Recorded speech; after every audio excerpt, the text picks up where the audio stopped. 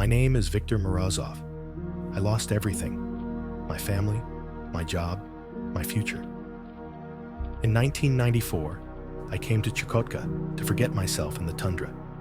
But the tundra held its secrets.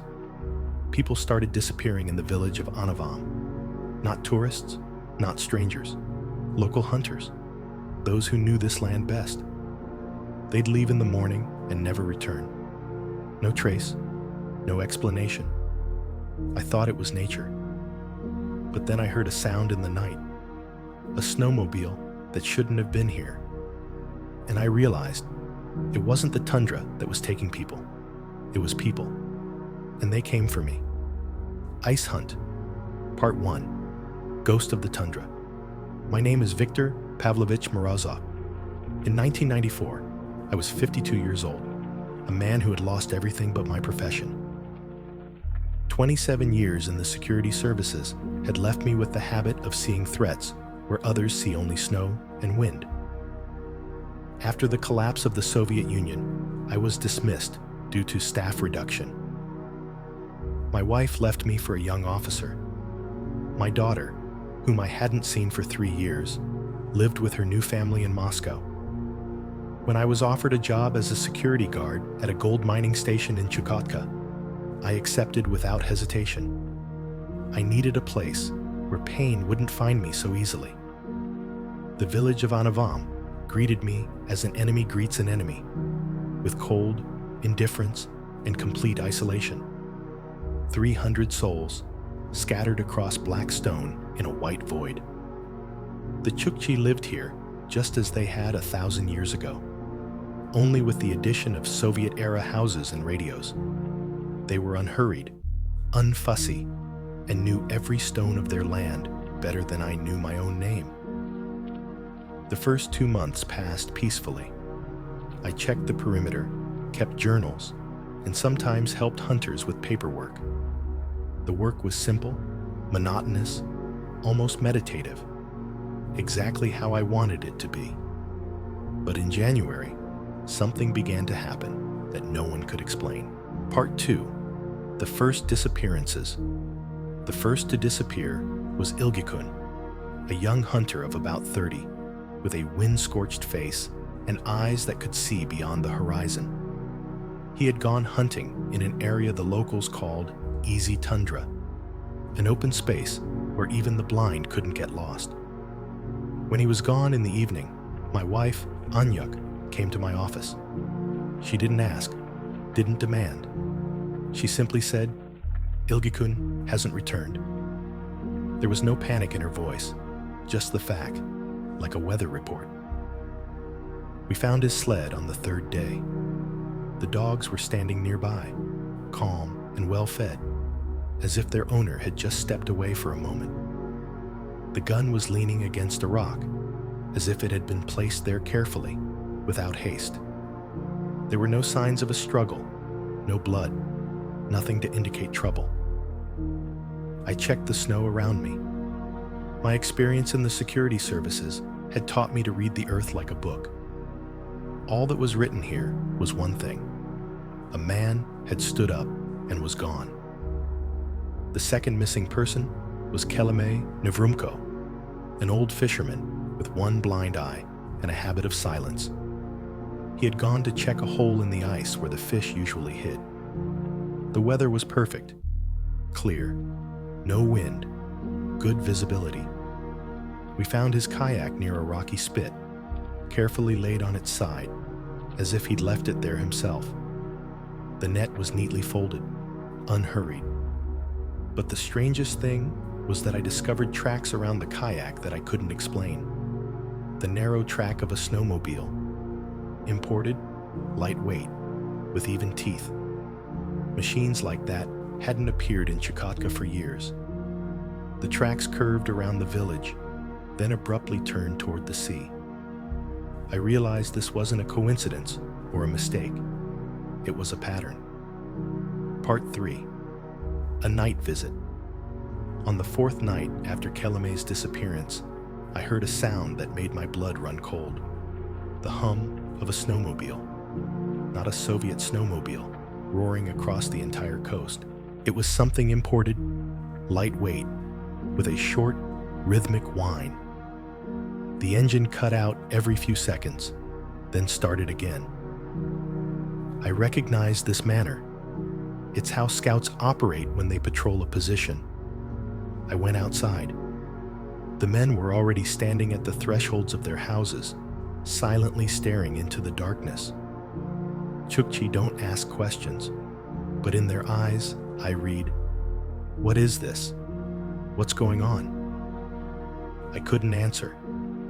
The snowmobile made a wide circle around the village, circling it like a hunter circling his prey, looking for a weak spot. It worked for about 20 minutes, then simply turned toward the sea and disappeared. In the morning, we found tracks, wide tracks, deep, fresh, and 2 rows of footprints.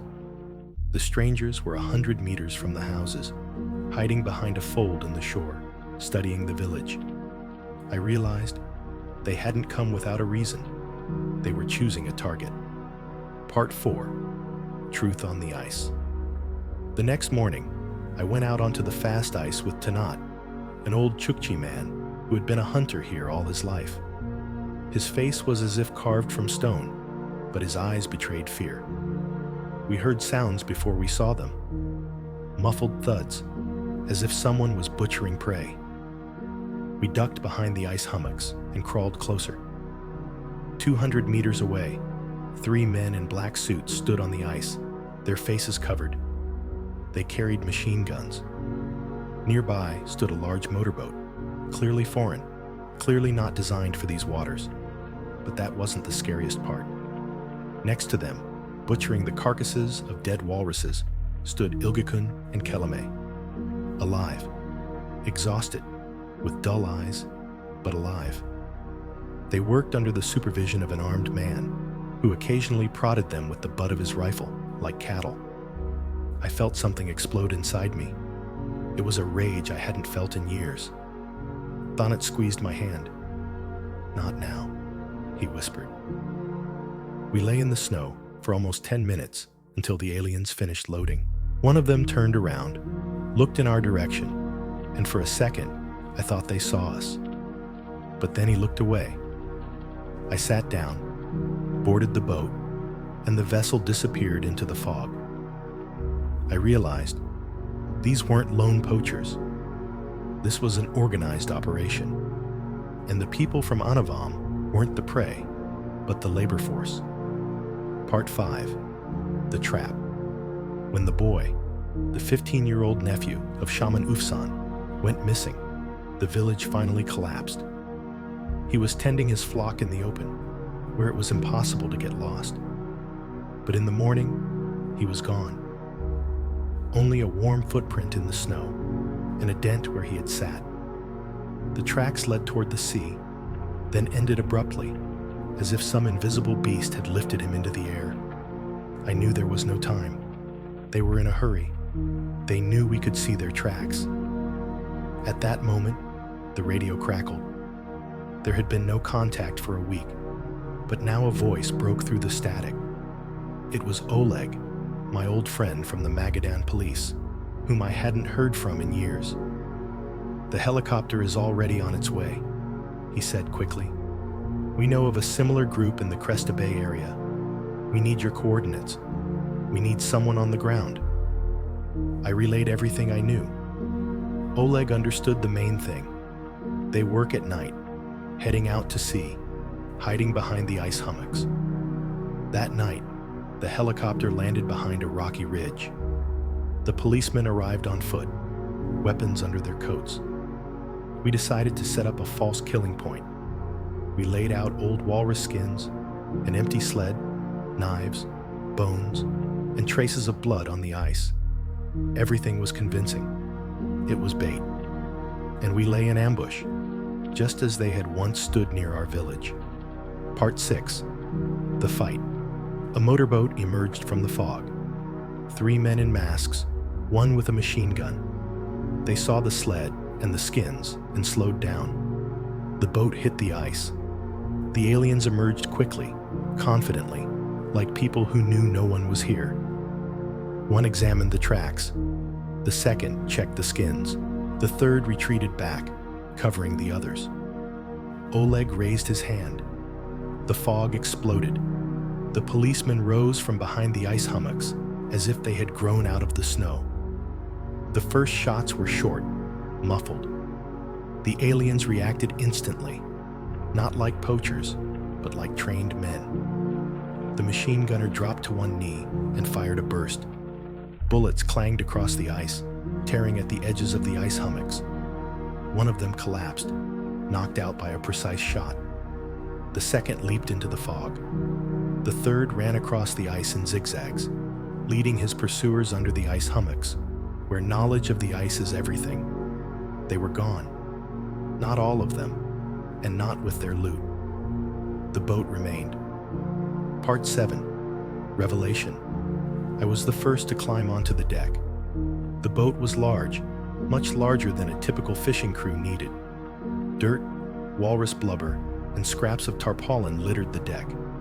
But things got much worse. A torn sack lay in the passageway. Long, smooth white walrus tusks peeked out from it. New, freshly harvested. A chalk mark was drawn on top. Weight, quality, grade. Work for sale. Export. Metal barrels with foreign markings. Fuel that isn't carried to stores. Boxes of tools. Gloves. Knives. Everything new. Everything expensive. Everything imported from halfway around the world. But the real cold crept up on me in the living quarters. A thin mattress lay on the shelf. A rope, broken. Its knot pulled tight until it shone, lay next to it. A bone amulet stood against the wall. A small figurine, smooth from long use. I recognized it. Kelame had worn it around his neck since childhood. He was here. He was alive while he worked. They kept him in this cramped iron box, tied up like an animal. And at that moment, the radio crackled to life. The voice was calm, even Russian. He spoke clearly, without rushing, as if discussing the repair schedule rather than the fates of people. Today, we're loading the last batch. We'll also take the rest from Anavam. No witnesses. We're working as cleanly as possible. The inspection from above has been closed. Click. Silence. Now everything was obvious. These people were working undercover. They knew who to take and why, and they were planning to return. Finale. The fog keeps secrets. We found the camp empty. The poachers had left early, leaving behind a hasty retreat, boot prints, a smoldering fire, and a boy, Lulik, frozen blue, but alive. We carried him out on a sled, wrapped him in a parka, and gave him hot water to drink. It was the only victory of the night. The search for the rest yielded no results. The tracks vanished where the fog lifted and landmarks disappeared. The strangers had left quickly, lightly, in a single motorboat. They weren't heading for Chukotka. The trail led toward the strait, where the fog settles especially thickly and where the dark silhouette of Ratmanov Island can sometimes be seen on the horizon. And beyond that, Alaska. We realized we wouldn't catch them. The fog was too thick, and the motorboat too fast. On the third day after that, the radio cracked. I heard English, smooth and clear, like the voice of the Coast Guard. 3 Russians detained near St. Lawrence Island, suspected of illegal walrus hunting, exploitation of local labor. I felt no joy. I just sat and listened to the wind scrape the wall of the house. 2 of them were alive. One was in critical condition, half frozen. The leader among them was missing, the one who led the group.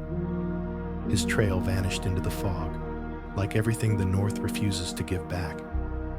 We saved the boy. We brought back 2. We saw the truth.